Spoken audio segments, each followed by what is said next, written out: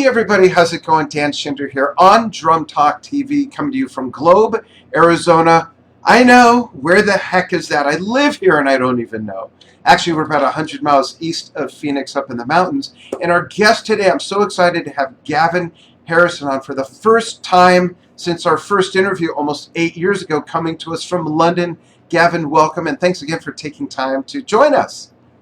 Pleasure, Dan.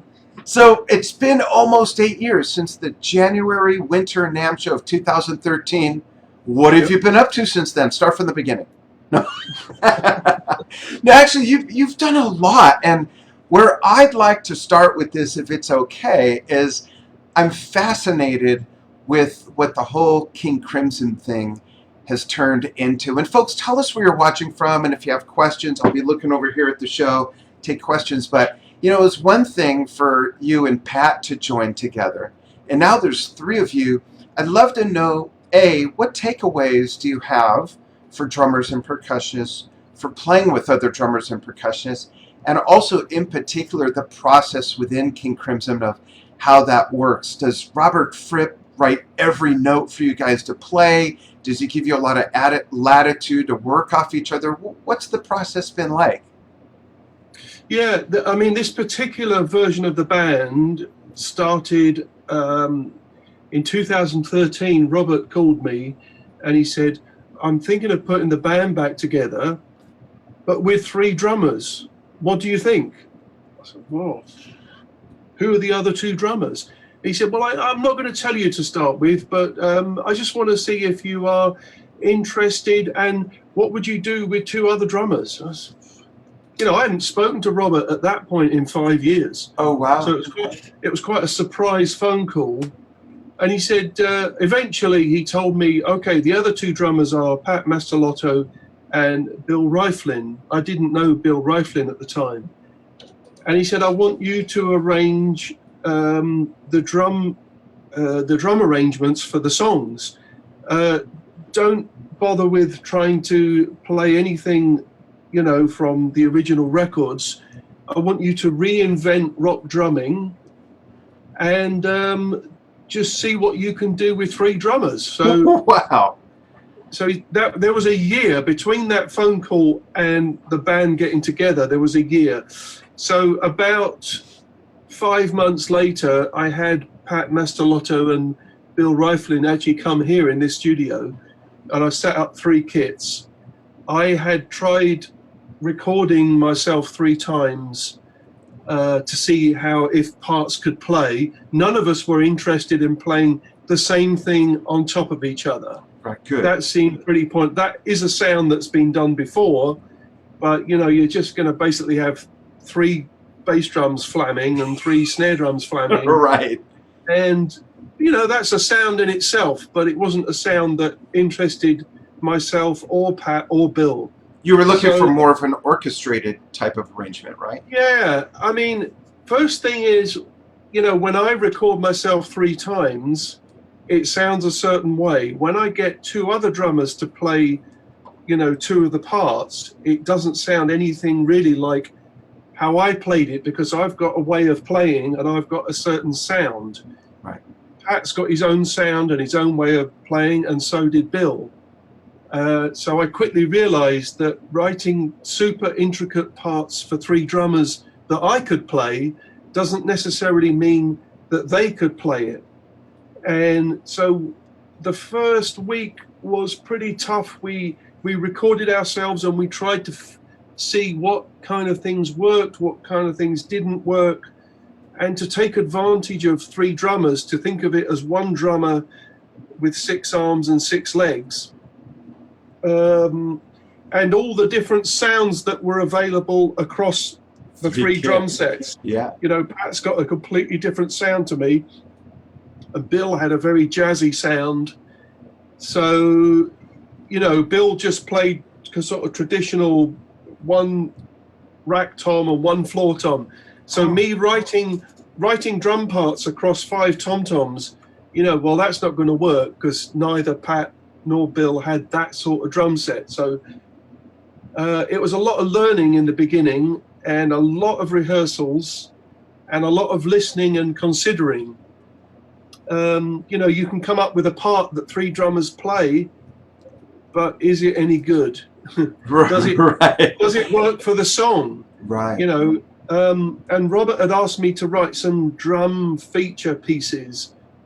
So I wrote, the first year I wrote one piece that we played, and that took a lot of rehearsing and a lot of adjusting.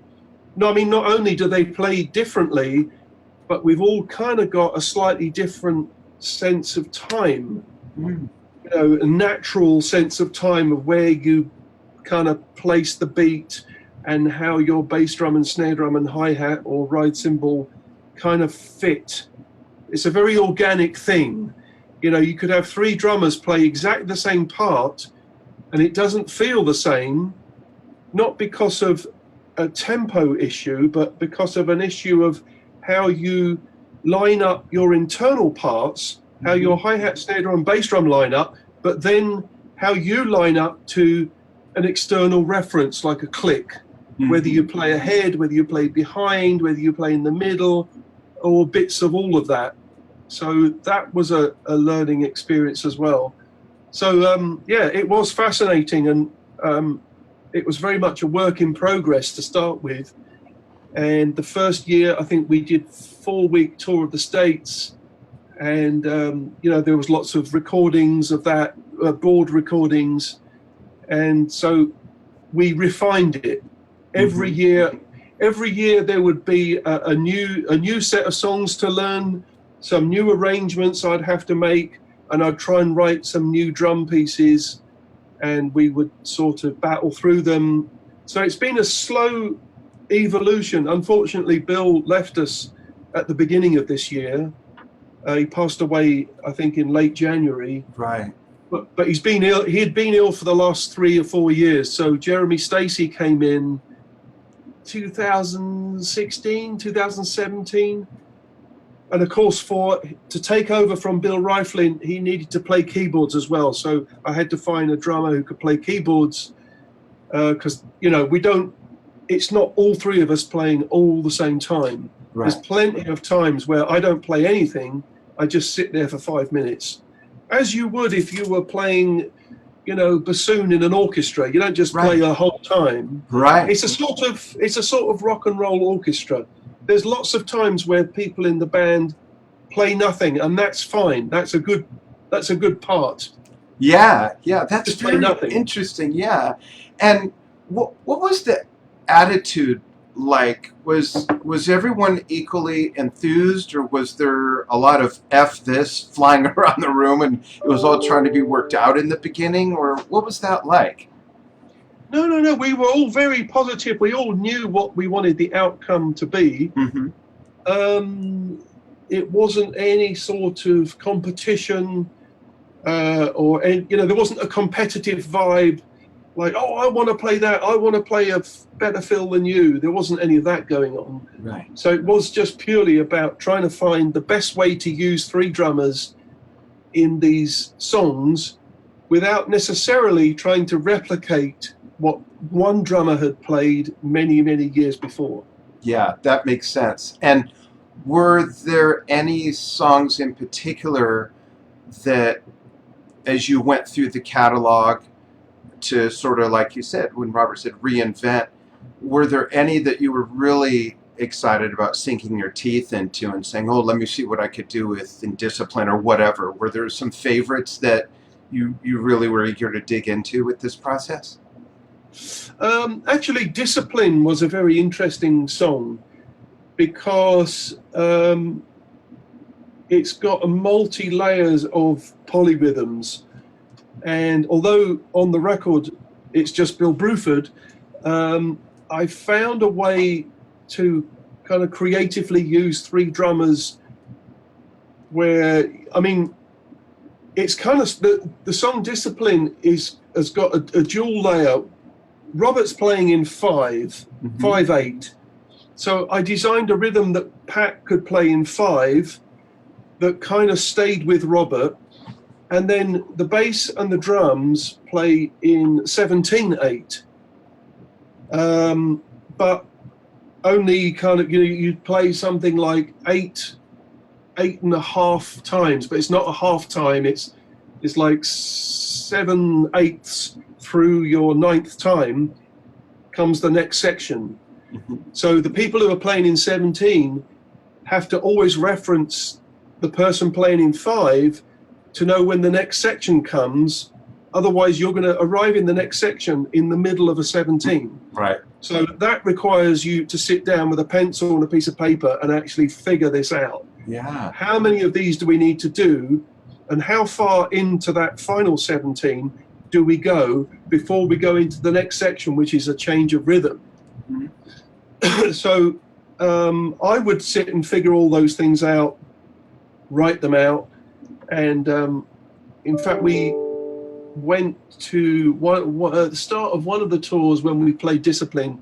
We were in Austin. We were rehearsing in Austin, Texas, and we hadn't had time for the drummers to get together. So me and Jeremy, we got up really early and we went to Pat Mastelotto's house, and we spent half a day just trying to play these things. Because at the start of every tour, we normally go into a rehearsal room, just the drummers. And I've got some backing tracks on my laptop that we can play to, but you can't really rehearse the drummers while the whole band's sitting there. You know what I mean? We need to arrive at the rehearsals as the 3 drummers, as one percussion unit, which is already kind of polished. It's hard enough trying to play that with the band, but if the 3 of us are not together, then it's chaos. And Discipline was a very, very hard song to play. Could imagine. Wow. And I bet performing this stuff must have been challenging but fun at the same time for all the same reasons. Yeah. I mean, the first night or the first time you play one of the really hard songs, your heart rate's gone up and you need to really concentrate. Yeah. Someone else in the band could play something that you weren't expecting, and that could throw you. And when you're in the middle of a 17/8 against 5/8 illusion, you don't want to get thrown because someone's played something unexpected. Right. So massive amount of concentration. Some nights you sit there gritting your teeth and thinking, no, I'm just going to keep going. Oh, we're okay, you know. Right. It'd be very, very easy to lose the plot and get lost in the middle of a King Crimson show. Yeah, this is why drinking heavily before a show comes in handy, right? I mean, it's one of the reasons why we ask the audience not to film us. It puts a lot of pressure on the performers. I mean, apart from the idea that it's kind of disrespectful to the people around you. You're holding up your iPad and the guy behind you can't see it. Or you see people just sitting there like this. It's like, look, there's King Crimson here. They're right there. You're just staring at this stupid little screen, man. You've lost the plot. But there's something else which I don't think anyone's ever talked about. And the reason I don't like being filmed is that it's a different feeling being filmed. Like when I was a kid, I used to go to the BBC studios with my dad. My dad was a trumpet player. Mm-hmm. And there was a sort of phenomenon called red light fever. Now, the orchestra would be in the BBC studio and they would rehearse and then the conductor would say, okay, we're going to go for one. And then this massive red light would come on and everyone's sphincter in the band would tighten up. And everyone would have this sort of anxiety about, oh, God, the red light's on. I'm under pressure now. I can't mess this up. Right. Because, you know, this wasn't the days of Pro Tools. Yeah. This wasn't the days of let's just drop in. You can't just drop in a whole orchestra in the third bar. You basically got to play it from beginning to end. Yeah. So there was this kind of red light fever anxiety. Now, the opposite side of that was going to play live, where there was no recording. You could have fun, you could relax, you could shoot the shit, and whatever you played was gone forever, and you could take chances, you could experiment, and all that was great. But now every night is red light fever. Thousands of them a night. Thousands of people, and it's a very weird feeling to know that you're being recorded. Of course, I've done concerts that I've paid for the cameramen to film me. Yeah. But I'm mentally prepared that night. Yeah. Okay, we're shooting our DVD. Okay, it's not a comfortable feeling. But your mindset is there. Yeah, okay, we're paying 100,000 euros for this TV crew to film us for this DVD. And whenever we did it in Porcupine Tree, we used to film 2 nights, because the first night we all got really anxious and made mistakes, and things happen when you're being recorded on live in a live situation that have never happened before. You drop a stick that you've never done before. Yeah. You forget things happen under pressure that never happened. Anyway, so Porcupine Tree, we always filmed 2 nights, and we pretty much always used the second night because of the anxiety of the first night. But now, the reason I don't like being filmed is that it just doesn't make me feel comfortable. I was hoping to have a fun night that I enjoyed and that I could relax and play and enjoy it and fun. But no, it's not fun anymore, because someone's filming me, and this is going to be on YouTube before, it's probably already on Facebook as we're talking. Yeah. They're streaming live, and that's not a comfortable thing that I personally like. That's not a pressure I really want to be under. Every single time I play in public, someone's filming me, and it does make me uncomfortable. You can't control people. You can try. Even in the most compliant of places like Japan, there'll still be the odd person. Will still get their camera out or their phone. And it's probably an American in the audience. Well, I don't know. I mean, there's some countries are more compliant than others, but yeah. King Crimson make a really, really, really big effort to ask the audience. There's announcements, there's signs, there's posters, there's different language, local language announcements, and people still film it. So it's kind of frustrating if it lets you, if you're bothered by it. And normally it doesn't bother me, but as soon as I look up and I see a guy filming me, a sort of paranoia, anxiety comes over me over everything I play. Oh my God, is this going to be analyzed on YouTube, and all these people criticizing what I've done? It's just kind of not fun. I'm sure people in the audience, the people in the audience do not even consider that. Right, and it's all in good intentions, but people ought to be more respectful of that. Absolutely. I remember, because we're the same age, I remember going to concerts long before these portable phone devices, long before that, and it was indeed a different experience to perform back then and to attend a concert. It was a completely different experience on both ends. It's quite interesting when you really think about it. For those of you that are old enough to know that. You mentioned, I want to kind of switch to gear for a moment, and then we'll talk more about your beginnings in drumming. You mentioned dropping a stick, and I too rarely drop a stick, and when I do, there's this weird thing that happens with me where I instinctively, instead of just letting it go and reaching for another stick in my stick bag, which I keep in a handy place, of course, I instead automatically chase after that stick. Sometimes I can get it, sometimes it falls down in the Bermuda Triangle, never to be seen again. And and what happens, and I'm curious on your perspective, do you try to catch that lost stick, or do you grab for a new one? And when I grab for a new one, it's cold, and the other one is warm because I've been playing with it for 20 minutes. And even though they're the same stick, they feel unbalanced. And to me, I'm like consciously thinking about that for more than a moment. Do you experience this? I almost never drop sticks. It very, very, very rarely.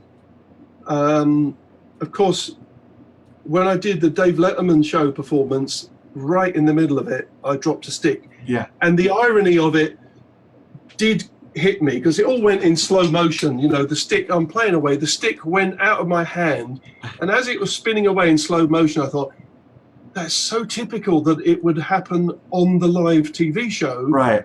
rather than every time I've rehearsed it, I've Yeah. never dropped a stick, Right there right? behind you. Yeah, I've got to say though, in the last couple of years, I've been using that ZOG'S SEX WAX. Yeah. And I absolutely love it. I don't like playing without it. It Oh, gives wow. me such a feeling of security.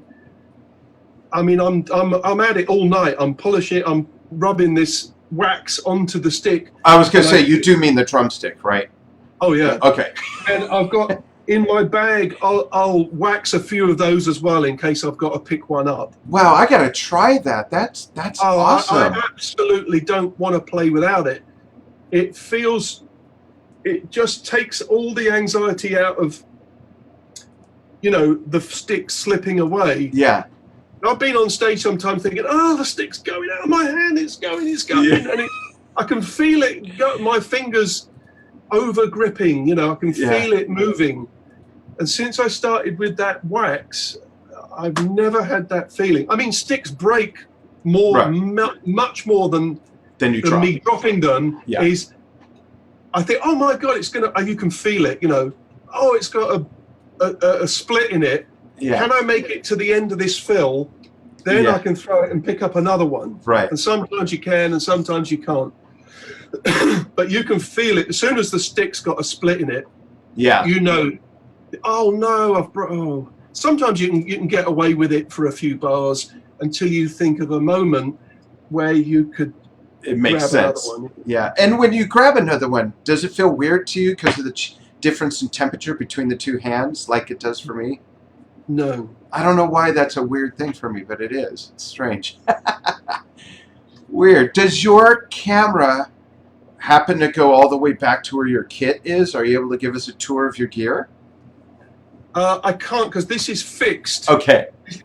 I'm looking at an iMac, which No is worries. on a stand, so Yeah. I can't pick the iMac up. No worries. Give us a quick rundown of your kit. You have a wonderful setup, and it's been quite the same for a long time. Is that right? The layout of my kit has been pretty much the same since about 1985. Mm-hmm. I really, really, really liked the 8, 10, 12 across the front and 2 floor toms. Mm-hmm. And, there were times where I thought, man, I wish I hadn't got such a big kit. But I like to play the toms in a very melodic kind of way. Sometimes the toms are part of my groove. Right. And if I've just got a 13 and a 16, I can't do those things. I can't play melodically. I think of the toms as like a marimba or something. Yeah. I play little melodies on them. So I always use 8, 10, 12. At the moment, I'm using 15 and 18 as floor toms. Oh, interesting. I used to play 14 and 16, but I always had a problem tuning a 14-inch floor tom. It always seemed, I guess because of the tuning range I wanted the pitch of that 14 to be, it always sustained forever. Oh, wow. Yeah. Whatever I did to it, and I don't put any damping on my toms. Mm-hmm. I didn't want to have a 14 that was covered in tape and tissue and things like that. Yeah. And I've always used a 22-inch bass drum, and usually a 14 or a 12-inch snare, and they're both about 5 inches. I don't really play deep snares. I don't get on with 6.5, 7. Mm-hmm. I don't know. I've had some, and I just couldn't be me on it. Yeah, that makes sense. And that it's not always only the sound, but drums feel different depending on how they're made and the sizes. And that feel, I think the better it feels, the better we play. And the more fun it is too, of course. Yeah, and I don't do a sort of chameleon thing where, I go to a session with 50 snare drums and give them what they want. Right. I just go with my sound. Yeah. And hopefully you've booked me because you want my sound. Right. If you don't like my sound, then we're wasting time. Yeah.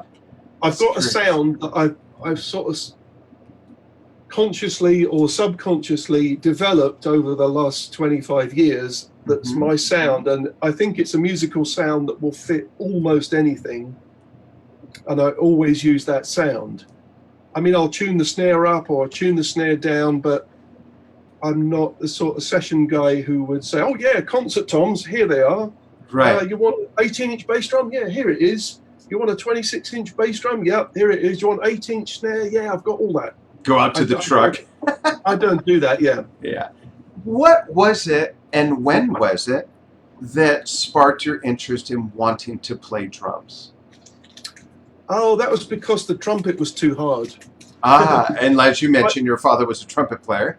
Yeah, and me and my brothers, we all tried to play the trumpet when we were very small. In fact, that, I don't know if you can see, they've got a trumpet hanging on the wall of it. That was the trumpet that we all tried to play when we were 7 years old. Wow. And I was terrible at it. I loved music and I liked dancing. I was in dance school when I was 6. Oh, wow. I liked dance and I liked music, and the rhythmic part of it just kind of made sense that I was a drummer. I wish I could play the trumpet now, but I just didn't have an aptitude for it. And how old were you when you started playing? 6. 6. Oh, so you were 6 when you started drums as well. Yeah. Cool. And who were some of the influences you gravitated to? Were they in jazz, big band? Yeah, absolutely. I mean, my dad was a big influence. He could play drums. And back in those days, you know, my dad would take me to sessions and I would sit next to the drummer. And it was fantastic. Sometimes I'm sitting in the middle of the big band at the BBC, 8 years old, sitting next to a drummer called Paul Brodie. And it was amazing. It was an amazing experience. My dad also worked at a nightclub in London called the Talk of the Town, which was set up as a sort of Vegas-style cabaret club. It was set up in the 60s. And my dad worked there from mid-60s until it closed in 1982. But when I was at school, he'd say, oh, we got a great drummer on. They'd have a visiting artist who would do a month. Like Julie Garland would come and do a month cabaret. Oh, wow. Stevie Wonder came, Diana Ross came, you know, Mel Torme. Who was a great drummer, by the way, too. Yes, and he would do a duet with his drummer in a very Buddy Rich style. And so whenever there was Pearl Bailey came with Louis Bellson. Oh, wow. So I'm about 12 years old, and my dad said, right, I'm taking you off school on Monday because I'm taking you to the rehearsal, the Pearl Bailey rehearsal. Louis Bellson's the drummer. And he was super nice guy. And I sat next to him all the way through the rehearsal. And then I got on his drums and we had some pictures taken. He was so nice. Amazing. And I got to sit next to and watch, you know, some incredible drummers, inches away. So it was very exciting. It was a great education for me to really see people at work reading, and I'd sit there and try and read the chart that they were reading, and then I'd see how they played and see the whole band, and it was just idyllic, really. That's really a sweet story. That's really neat. As you got older, like into your teens and early 20s and started playing professionally, who did you gravitate towards as your drum heroes or inspiration in those days? Moving, not that you left the others behind, but who else were you magnetic to? Yeah, I guess when I was about 14, 15, I heard, I had a record with an American drummer called Steve Schaefer. And that I was fascinated by Steve Schaefer. And then I heard Steve Gadd, and then I heard Jeff Porcaro. And, you know, American records were not easy to come by in those days. And there was a shop a couple of miles from where we lived. Actually, the guy who ran the shop was a drummer. And I'd get on my bicycle, go down to this shop, and he would just play me things. You know, play me like Chick Corea, Mad Hatter, and you know. And then when I could afford it, I'd buy the vinyl album and ride home and listen to it for forever. You know, and he was very. He loved Steve Gadd, so I heard a lot of Steve Gadd stuff, and I was buying records with Jeff Porcaro on, and that kind of went through my late teens. There was a drummer who influenced me a lot called Steve Jansen. He was the drummer in a band called Japan. Yes. And he just played so differently from anyone else I'd ever heard. It just kind of blew my mind. I was a big fan of Simon Phillips, and I knew Simon Phillips. He was a neighbor almost, and I loved Simon and Billy Cobham and Stuart Copeland. When I heard Steve Jansen, it was like, wow, where did you come from? I couldn't hear any influence. Oh, interesting. It was so different. So he was a big influence on me, and then later on, by mid-80s, Manu Katché and Rick Marotta, Jerry Marotta. Mm-hmm. There were so many drummers that I was kind of influenced by. I liked drummers who had a really nice feel, that they gave the music a certain kind of feel, which Jeff Porcaro and Steve Gadd had kind of installed in me, this kind of laid back time thing, which I didn't hear the local British drummers doing. It was a sort of American thing. They could play laid back. Yeah. Rick And Marotta was that music, really Gavin? I'm sorry, was the music that you listened to a lot back then by Jeff and Steve, was that a lot of Steely Dan and things around that era? Yeah, absolutely. And mixed in with all that, I was listening to swing stuff, Tony Williams kind of era. I was still very interested in swing. I think that was probably the first thing I ever started playing was, swing on a ride cymbal. Mm-hmm. Before I even had a drum kit, I think I had a ride cymbal on a homemade cymbal stand, and I'd just sort of play along to records and see if I could stay in time with the records. Right. That's awesome. And was it the combination of starting with swing and big band and then being turned on to music like Chick Corea that kind of shaped your sensibilities for progressive music? I don't know. I didn't listen to progressive music. I knew who the bands were, but I didn't grow up listening to Yes and Genesis and Pink Floyd, King Crimson, Mm-hmm. Rush. It sort of didn't interest me. Interesting. When in 1983, I auditioned for a band called Renaissance. Yes. Or Renaissance, as we call them over here. Yeah. And I got the audition. I mean, I got the gig because I could read and I could understand odd time signatures. So I could navigate long charts, long songs without getting lost, without going wrong, with lots of odd time signatures. And so they were kind of impressed with me that I could get through complicated structures. Yeah. I wasn't, obviously I'd never heard of Renaissance when I was a kid. I just didn't have any exposure really to that traditional progressive music at the time.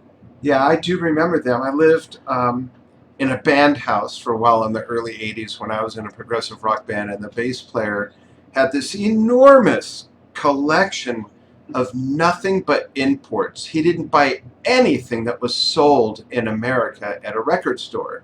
I was doing the opposite. Yeah, yeah, exactly. And there were those bands like Renaissance. I remember he had Marillion before Marillion broke in the U.S. We were listening to that, and I remember him breaking that out and saying, "Listen, this guy sounds just like Peter Gabriel," all that stuff. It was fun being exposed to things that sometimes, in a rare case, made its way to the U.S. In mainstream. So that was fun. I want to look at comments real quick and questions from the audience. If you have a question for Gavin, let me know, and I'll read that off. And again, let us know, as always, where you're watching from. It's just refreshing coming to life here. And then we'll talk more drumming and more music with Gavin Harrison here on Drum Talk TV. Oh, this is an interesting question. Anthony Casina, thank you for joining us, Anthony, asks, how does the wax sound on a cross stick? does it change the sound at all, like cross stick on the rim? Or do you not have it No. down up that far? I always play the cross stick this way round. Okay. You know what I mean? I don't Yeah. actually play some people like to play the cross stick Yeah. with the butt end side. I actually prefer the sound of it this way round. So, yeah, me too, yeah. So actually the wax doesn't really hit the rim. Doesn't get up there? That's an interesting question. Let's see. Here's a question or comment rather, from Chris DiCiara. Says, hi Gavin, got all your books and DVDs and need to revisit them as soon as possible. Oh, a question. Any plans on another book and or DVD? Thanks for hanging after the State Theater Porcupine Tree show years ago. Wow. I have been considering the idea of another book, but it would be a transcription book. Uh-huh. I'm pretty lazy. You know, making a DVD is a lot of work. Yeah. And I'm not a drum teacher. I don't have any students. I don't do any teaching whatsoever. Lots of people ask me if they could study with me, and I'm just not a drum teacher. I don't think it's something I'm good at.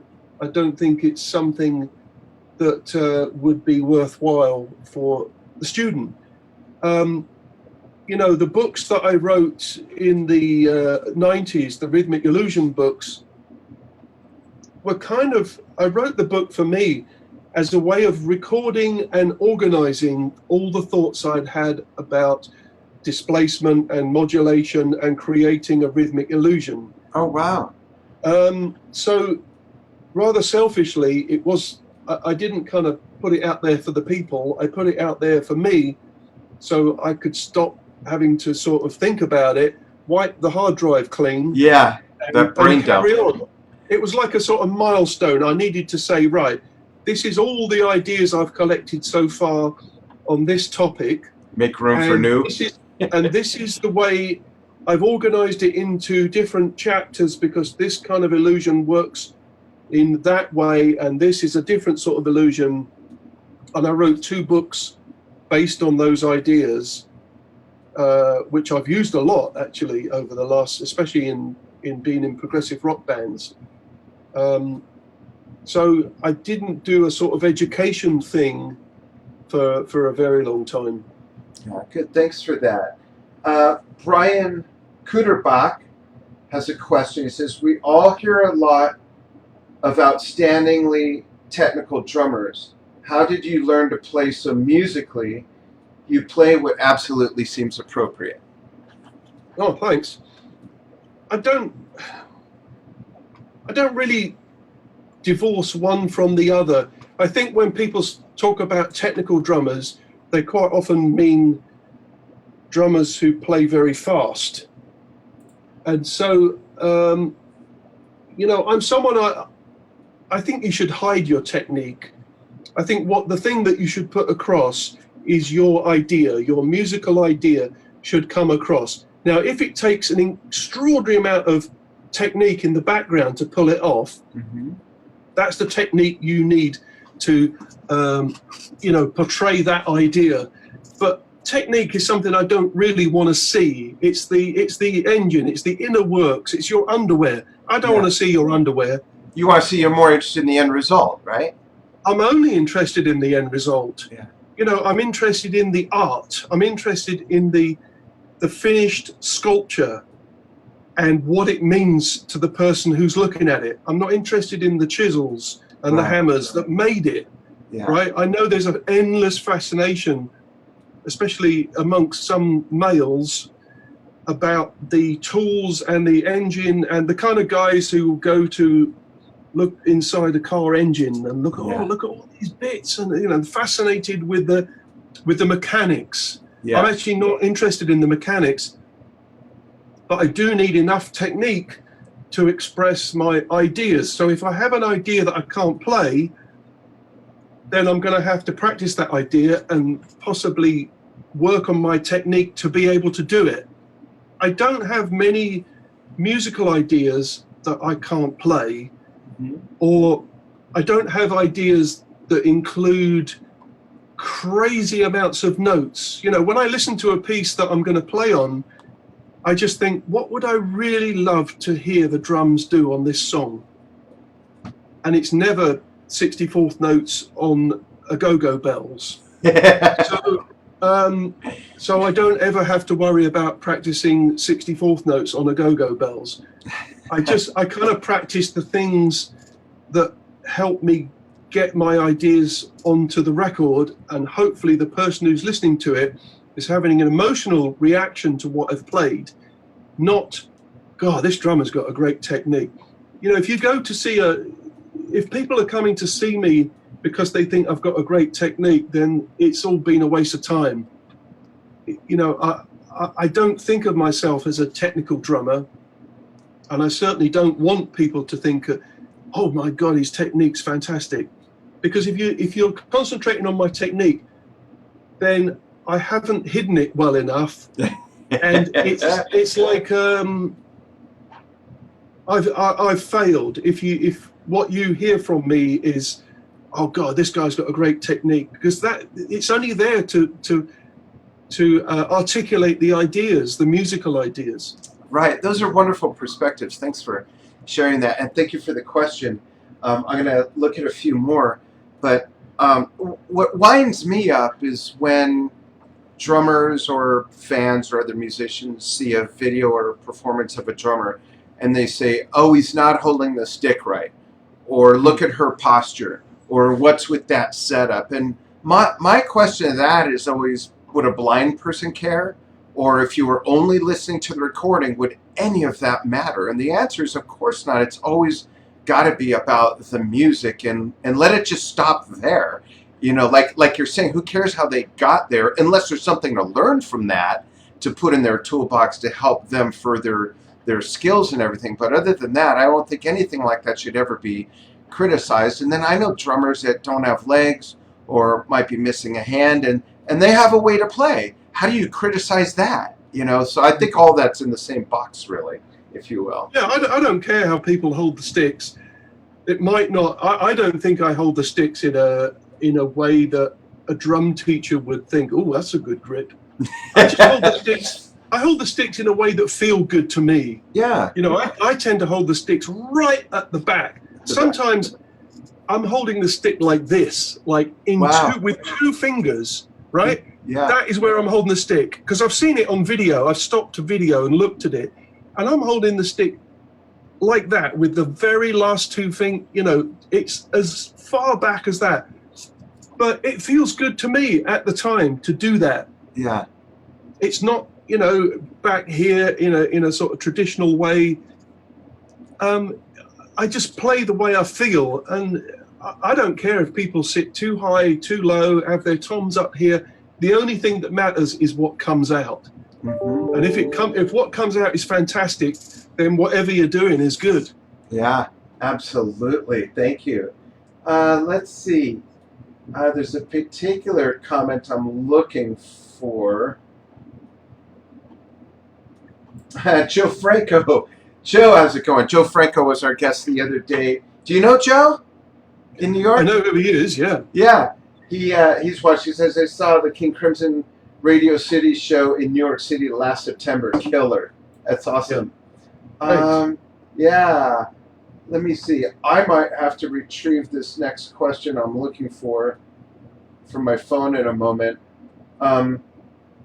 So Jeffrey Savell, asked, Gavin, can you talk about your experience performing on the David Letterman show years ago? So I don't know if you missed it, Jeffrey, but Gavin talked about a rare time he dropped a stick was during that show. I was going to ask about that too, so I'll kind of add to that question. What was that phone call like, or email or whatever, when you heard that David was doing drum solo week? Like, did you laugh and hang up, or did you think, yeah, that's what every freaking talk show should be doing? How'd the invite go? It's fantastic that he did it to give the drummer some attention. Yeah. I know Dave Letterman is a drummer of sorts. Yeah. And I think Johnny Carson was too. Yes, he was. I have old video of him, or film rather. Yeah. Yeah, Johnny was into it, and you know he had Buddy Rich on so many times. Yeah. He loved having drummers. And his own great drummer, Ed Shaughnessy. Of course. Yeah. I mean, there's some brilliant clips you can find on YouTube of Ed Shaughnessy, and then times that Buddy Rich comes on the show. So, yeah, Dave Letterman's a drummer, and, you know, Dave Letterman's show is quite hard to find in the UK. It's Wow. on some weird sort of cable channel thing. Oh, wow. It's not played. I mean, I know what it is, and I've seen it many times, and I've seen it when I'm in the States. So it was kind of surreal. It's like, well, why are you asking me? You know, there's thousands of American drummers who should be on this show. It's kind of bizarre. Actually, it came via my manager. He called me and said, "Oh, you're coming to New York in August." I said, "Am I?" He said, "Yeah, you're going to play a drum solo on the Dave Letterman show." I said, "What?" He said, "Yeah, he does this thing called Drum Week or something, and they did one a little while ago." Why do they want me? Said, "They've asked for you." It was a fantastic performance, though. I post that from time to time on our page, and you were on a great roster. Neil Peart, Stuart Copeland, Dennis Chambers. There was one other. I can't remember who it was. Oh, Tony Royster was on. Yeah, that's right. Yeah. In fact, I saw Tony. He was on the night before me, and I saw him in the hotel, and I said, "How was that?" And he said, "That was really scary." I mean, it's a lot of pressure. That is a lot of pressure. It's all live. You know, you only get one chance. Yeah, it's the opposite of the situation we were talking about, where you play live, there's a concert, you don't want anyone to film. That's all they're doing there, basically. You know, there's a few people in the audience, but other than that, you're there just to be filmed and streamed live. Yeah, I think that and the Modern Drummer Festival were probably the two most high-pressure things I ever did. Oh, wow. So bear that in mind when you're watching it. The pressure I was under to play, you know, and when I got to the Dave Letterman show, we rehearsed in the afternoon, and then I went and sat in my dressing room, and the show came on the monitor. Tonight, all these guests, and finally it said, "And drum solo from Gavin Harrison." Now that, of course, to me, feels really surreal. What's my name doing on this American TV show? Yeah. And I was the last thing on the show. Oh, so you just sweat that out the whole time in the green room? Man, I was sitting in a dressing room for an hour. It's the longest hour of my life. I was just pacing around, like just walking up and down around this dressing room, thinking, "Oh my God, it's too late to get out of it now." So it was kind of surreal, the adrenaline and the amount of pressure. But I've got to say, what cracked it for me was just seeing Will Lee, the bass player. I'm a massive Will Lee fan. Oh, nice. And right at the beginning, when we started playing, I looked over and he was smiling at me, and I thought, this is the real joy for me. To play with Will Lee, this is a dream come true. That's great. Being on the telly and being on the Dave Letterman show and all that. And I looked at Will Lee and I thought, oh man, I'm such a fan. Oh, that's awesome. This was great. So I just thought, well, look, just enjoy it. You know, this is your chance to play with Will Lee. Yeah, so, that's great. It's a beautiful thing. You know, I had a plan. I had, of course, you know, figured out the kind of things I wanted to play, but I hadn't worked out note for note what I was going to play. And I'd figured it. They told me, look, you've got to do 3 minutes, 20 seconds, no longer, no less. And you have to use the band. So I thought, okay, well, everyone knows The Chicken. That's an easy song. And I devised a thing where I could we'll play the head of the song, and then I'll play a drum solo. And on bar 16 of the drum solo, the whole band can come in with ba-da-ba-ba-ba-ba-da-ba. Then I'll do another 15 bar drum solo with that phrase on the end. Yeah. So I'll do 4 of those. We'll play the head of the song. I'll do those 4 short drum solos, and then we'll play the head of the song. And I'd figured it all out on the computer. That came to 3 minutes 20. So all I really had, all I really had to remember is what was the kind of thing I'm going to do in the first solo, the second solo, the third solo, and the fourth solo. Right. So I hadn't worked out exactly what I was going to do, but I kind of knew, okay, I'm going to do this kind of thing, and then I'm going to do that sort of thing, and then that's the first solo. So all I had to do was try and remember those Right. blocks. I wasn't going to leave it to chance in front of millions of people to just improvise off the top of my head. Right. In a pub, local pub, with no one filming it, I'd be very happy to. Yeah, yeah. But with Will Lee and the orchestra and Dave Letterman sitting there and, you know, millions of Americans watching, I wasn't going to leave it all to total chance, because improvising under huge pressure, that's something that could go wrong. Yeah, well, it was a great performance. It's fun to watch. Thanks. You're welcome. I want to read something. I hope, Julie, you don't mind me reading this publicly. She sent me this privately before the interview. She said, tell Gavin. So Julie is in Bosnia-Herzegovina, but she's from America. So when she decided to move there, she had to really think about what was she going to take. And she said, I had to weigh my 2 bags for my one flight to Amsterdam, and it was hard to decide what to take. And it was actually your book made it. Well, I'm honored. Yeah. So props to Julie. That's awesome. We're running out of time, folks. I know there's so many great comments and questions. Oh, and Julie comments here real quickly. I attended your drum clinic at Herman's Hideaway in Denver. With my drum teacher. I also bought your book, Rhythmic Composition, and learned a lot that night. That's awesome. I'd love to have you on again. There's so much more to talk about with your career, but I'd like to end with this.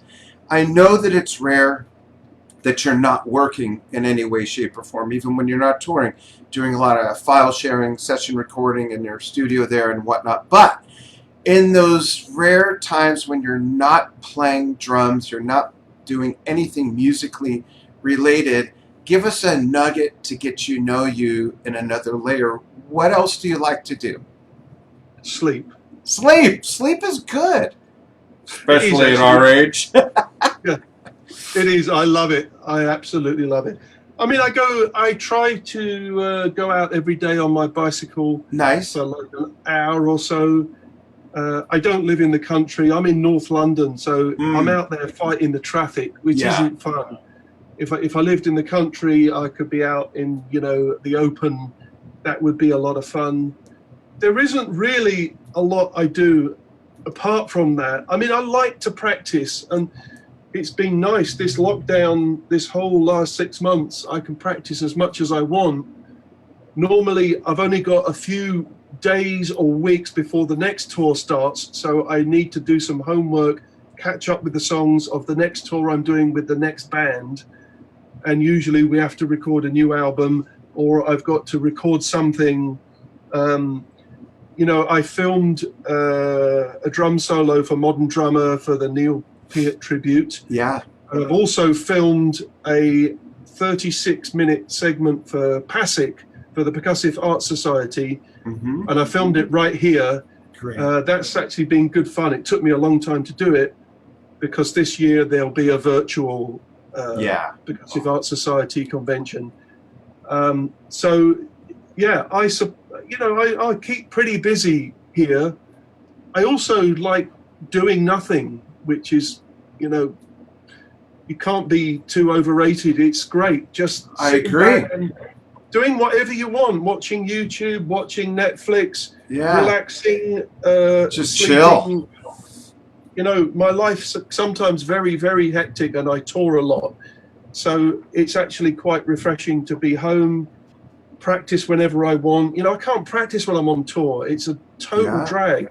I just can't, you know, I like to do about 4 or 5 short segments. I used to practice like 6 hours a day. I can't do that anymore.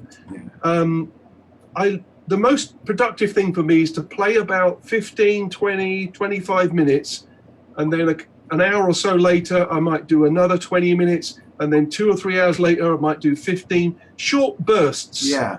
where I can really concentrate and really work on some ideas and improvise a little bit, and do whatever I sort of follow my nose and do whatever I want to do.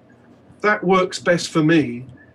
Trying to nail my butt to the drum stool for 6 hours, I can't do that anymore. My concentration and my tinnitus won't allow it. But I did do that for quite a few years in my 20s. Yeah. Well, I'd love to have you on again. There's so much more to talk about, and I really appreciate you taking time. And I appreciate you folks watching. Gavin Harrison is my guest, with myself, Dan Shinder, here on Drum Talk TV. Spread this around your other, not just drummer friends, but other music fans and fellow musos. I'm sure they'll enjoy it. And Gavin, hang on the line with me for just a moment. And folks, we will see you again soon. Thanks so much for following what we do here on Drum Talk TV. Thanks, everybody. Thank you. Bye-bye. Bye-bye.